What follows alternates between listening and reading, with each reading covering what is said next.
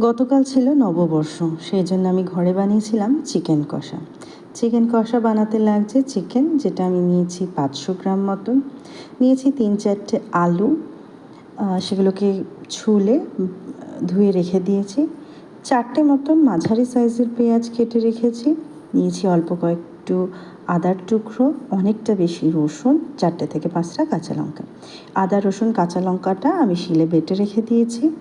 আর এখানে দেখো নিয়েছি 2টো তেজপাতা, কয়েকটা দারচিনির টুকরো, কয়েকটা এলাচ আর কয়েকটা লবঙ্গ। ম্যারিনেট করেছি মাংসটাকে টক দই, তেজপাতা, সর্ষের তেল, লঙ্কার গুঁড়ো, হলুদ গুঁড়ো, আদা রসুন বাটা আর লবণ দিয়ে। নিয়েছি একটা টমেটো, সেটাকে কুচি করে কেটে বীজটাকে ফেলে ধুয়ে রেখে দিয়েছি। কড়াইয়ে সর্ষের তেল গরম করে প্রথমে আলুগুলোকে তাতে দিয়ে দিচ্ছি, দিয়ে নুন আর হলুদ দিয়ে ভালো করে ভেজে বেশ খানিকটা ভেজে যে পাত্রে মাংসটা আমি রাখবো সেই পাত্রে তুলে নিচ্ছি, কারণ আলু থেকে যে তেলটা বেরোয় সেটা তাহলে আর নষ্ট হয় না বা অন্য বাসনে লেগে নষ্ট হয় না। অন্য একটা পাত্রে আরেক কড়াইয়ে গরম তেলের মধ্যে আমি ছেড়ে দিলাম তেজপাতা, গোটা গরম মশলাটা। যখনই একটু ভাজার পর যখনই সুন্দর একটা গন্ধ ছাড়তে শুরু করবে, তোমরা নিজেরাই বুঝতে পারবে যে সুন্দর একটা অ্যারোমা এসেছে, গরম মশলার ফ্লেভারটা এসেছে, তখন পেঁয়াজ কুচিগুলো আমি কড়াইতে দিয়ে দিলাম। এবার অনেকটা নাড়ব, যেহেতু আমি নিজেই ক্যামেরা ধরি তাই আমি সবসময় পুরো বাটি কাচানোটা দেখাতে পারি না। পেঁয়াজটা লাল হয়ে গেলে ম্যারিনেটেড যে চিকেনটা সেটা দিয়ে দিলাম। ভালো করে এখানটা আমি কষাচ্ছি,